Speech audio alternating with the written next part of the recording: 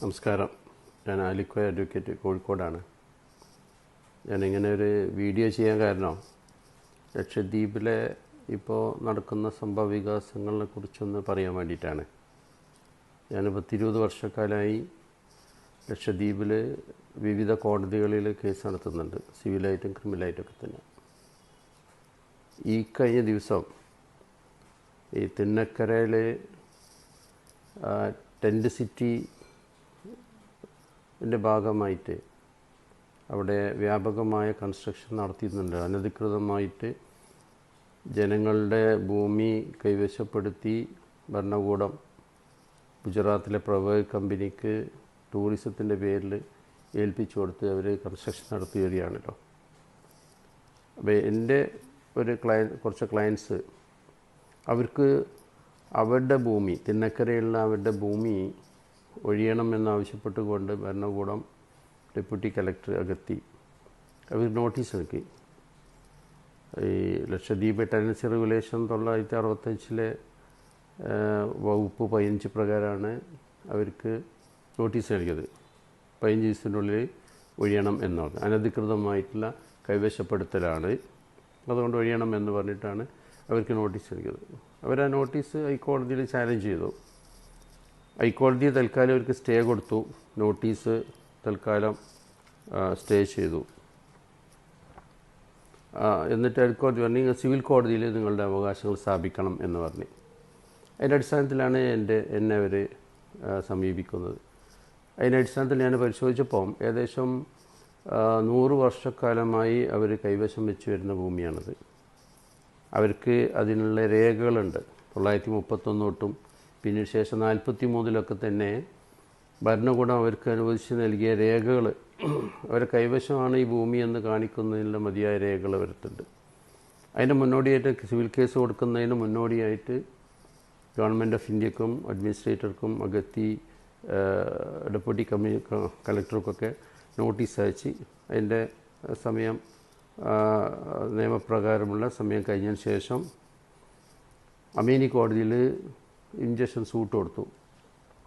ഏകദേശം ഒരു 15,000 square metre ഭൂമി ഇവരുടേതാണെന്നും എന്ന് സ്ഥാപിക്കാനും അതിലേക്ക് ഭരണകൂടം അഡ്മിനിസ്ട്രേറ്റർ അവരോ കയ്യേറി നാശനഷ്ടങ്ങൾ വരുത്തരുത്, അതിന് ഇൻജക്ഷൻ നൽകണമെന്ന് പറഞ്ഞാണ് സൂട്ട് കൊടുത്തത്.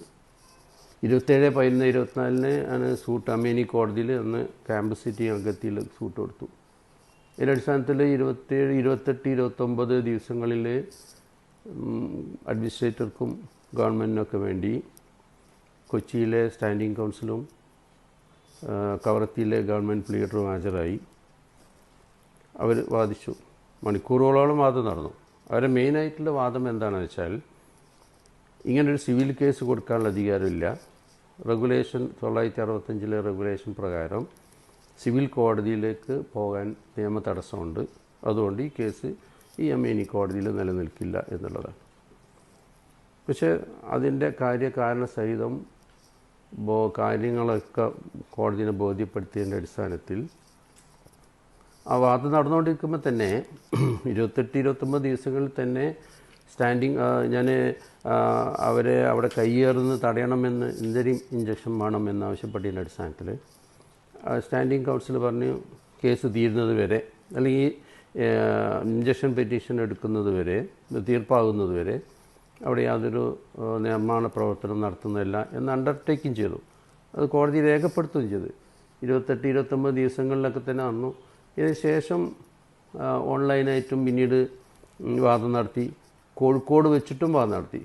3/12 ഓൺലൈനായിട്ട് അഗത്തിയിലും പിന്നെ കോഴിക്കോട് നിന്നും കൊച്ചിയിൽ നിന്നും കൂടെ BCയിൽ ഓൺലൈനായിട്ട് വാദം നടത്തി. മണിക്കൂറോളം തന്നെ വാദം നടത്തിയിട്ടുണ്ട്. ശേഷം കോഴിക്കോടൊക്കെ വെച്ച് 12 തീയതികളിൽ 16-12 തീയതികളിലൊക്കെ തന്നെ കോഴിക്കോട് വെച്ച് അവിടെ നിന്നും വാദം നടത്തി. മണിക്കൂറോളം വാദം നടത്തിയിട്ടുണ്ട്. അത് നിൽക്കില്ല എന്നാണ് അവർ പറഞ്ഞത്. പക്ഷേ എൻ്റെ വാദം എന്താണെന്ന് വെച്ചാൽ, റെഗുലേഷൻ 112 നിയമ തടസ്സമുണ്ടെങ്കിൽ പോലും അതിൽ തന്നെ പറയുന്നുണ്ട് സ്പെസിഫിക്കായിട്ട് സിവിൽ കോടതിയിലേക്ക് ഇന്ന കാര്യങ്ങൾക്ക് പോവാം എന്നുള്ളത്. അപ്പം അഡ്മിനിസ്ട്രേഷൻ്റെ ഭാഗം അവർ പറയുന്നത് ആ നോട്ടീസിൻ്റെ ബലത്തിൽ സിവിൽ കോടതിയെ സമീപിക്കാൻ പാടില്ല എന്നുള്ളതാണ്.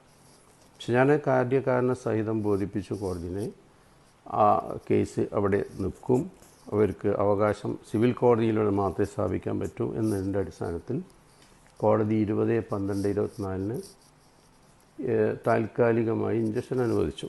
എന്നാൽ സ്റ്റാറ്റസ് കോ ഇപ്പോഴത്തെ സ്ഥിതി, നിലവിലെ സ്ഥിതി നിലനിർത്താൻ അവർ കയ്യേറ്റ ഒരു നിർമ്മാണ പ്രവർത്തനം പാടില്ല എന്ന് പറഞ്ഞിട്ട് ഓർഡർ ഇറക്കി. അതിനു മുമ്പ് തന്നെ സ്റ്റാറ്റസ് കോ നിലനിർത്താൻ വേണ്ടിയിട്ട് അണ്ടർടേക്കിംഗ് കൊണ്ട് കോടതിയെ രേഖപ്പെടുത്തിയിട്ടുണ്ട്.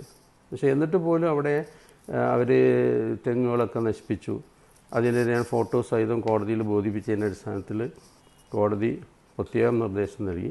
അതിൻ്റെ പിന്നീട് നടന്നു വീണ്ടും അവിടെ വയലേഷൻ നടത്തിയതിൻ്റെ അടിസ്ഥാനത്തിൽ ഡെപ്യൂട്ടി കളക്ടറുടെ പേരിൽ ഇഞ്ചക്ഷൻ വയലേഷന് നടപടി എടുക്കാൻ വേണ്ടിയിട്ട് കോടതിയിൽ വേറെ അപേക്ഷ കൊടുത്തിട്ടുണ്ട്.